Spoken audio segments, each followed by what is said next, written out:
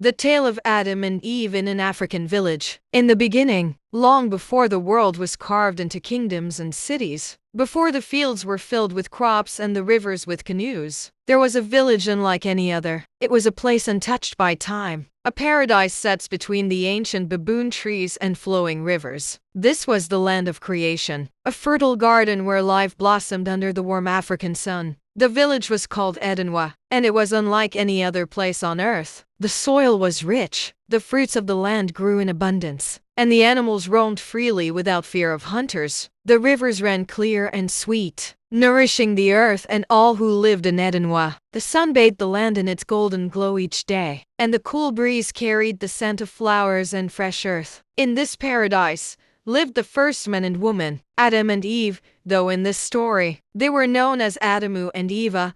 They were the chosen ones, placed in Edenwa by Kanu, the great spirit who had crafted the world with his own hands. Kanu had given Adamu and Iva the duty of caring for the land. They were to tend to the trees, the animals, and all that grew under the wide African sky.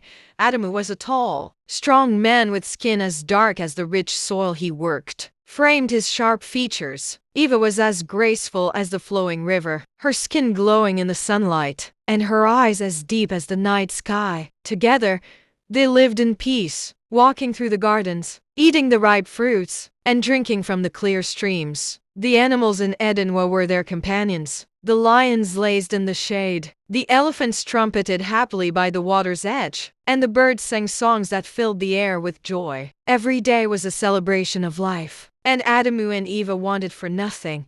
There was, however, one tree that stood in the center of the village, towering over the other trees. It was called the Tree of Wisdom. Its leaves shimmered with an otherworldly light, and its fruit was unlike any other in the garden, round, shining, and tempting. But Kanu had given them a single commandment: you may eat from any tree in Edenwa, but from this tree, the Tree of Wisdom, you must not eat, for if you do, you will surely perish. Adamu and Eva obeyed, for they trusted Kanu and knew he had given them everything they needed. But as time passed, the fruit of the Tree of Wisdom grew more alluring. Its leaves rustled softly in the wind, calling out to the couple, though they tried to resist its temptation. One evening, as the sun dipped below, the horizon and the sky was painted in shades of red and gold. Eva wandered alone near the tree. She marveled at its beauty. Suddenly, a voice whispered through the air, soft and sweet like the wind rustling through the grass. "Eva,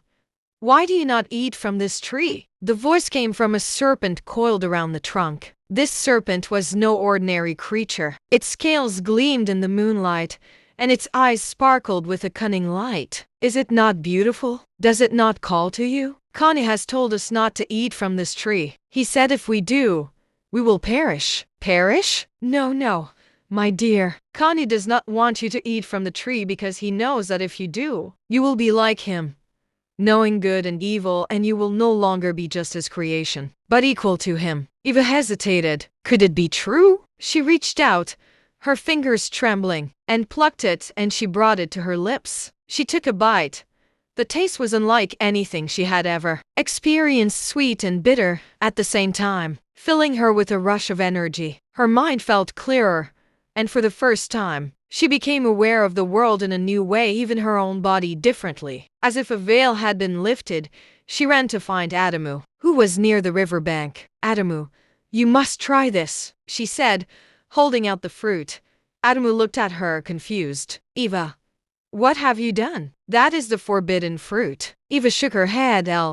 It has not harmed me. It has made me see more clearly. Please, eat it, and you will understand." Reluctantly, Adamu took the fruit and bit into it. As soon as he did, his vision changed. He felt a weight settle on his shoulders, a new awareness of the world around him. The trees no longer seemed as vibrant, and the animals now kept their distance, as if they sensed something had changed.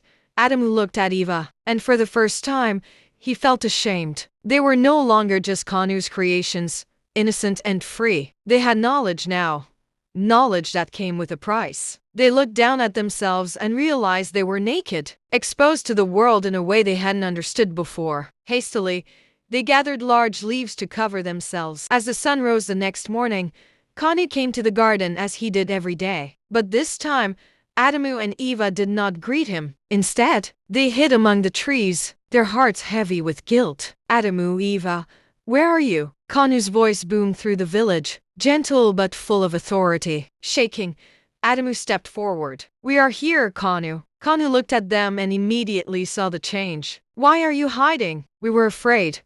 Kanu's voice grew stern. Have you eaten from the tree of wisdom, the tree I commanded you not to eat from? Adamu, desperate to defend himself. It was the woman you gave me. She gave me the fruit, and I ate it. Iva, equally afraid, pointed toward the serpent. It was the serpent. He deceived me, and I ate. Kanu's face darkened as he turned to the serpent, who coiled lazily on the ground. Because you have done this, Kanu said to the serpent, you are cursed more than all animals. You will crawl on your belly and eat dust all the days of your life. The serpent hissed and slithered away, banished from Edenwa forever. Then Kanu looked at Iva with sadness in his eyes. Because you have disobeyed, Iva, you will experience great pain in childbirth. Your relationship with Adamu will be strained, and life will no longer be as easy as it once was. Iva's heart sank, knowing she had brought this upon herself. Kanu then turned to Adamu. Because you listened to a woman and ate from the tree, the ground will no longer yield its fruits so easily. You will have to toil and labor under the sun to grow your food, and the land will be hard. From dust you came, and to dust you will return. Tears filled Adamu's eyes, for he knew that life in Edenwa would never be the same. With a heavy heart, Kanu spoke again. You cannot remain in Edenwa, for now you know good and evil. The garden was a place for innocence, but that innocence is lost. Kanu raised his hand, and a great wind swept through the village. The animals fled, the trees rustled, and the earth trembled. Adamu and Iva were cast out of Edenwa, the paradise that had been their home. A great flame appeared at the entrance to the garden, blocking their return. As they walked away from the garden, their hearts heavy with regret, Adamu and Iva knew they were stepping into a new world, one filled with struggle and hardship. But even in their sorrow, they felt the presence of Kanu watching over them. Though they had fallen,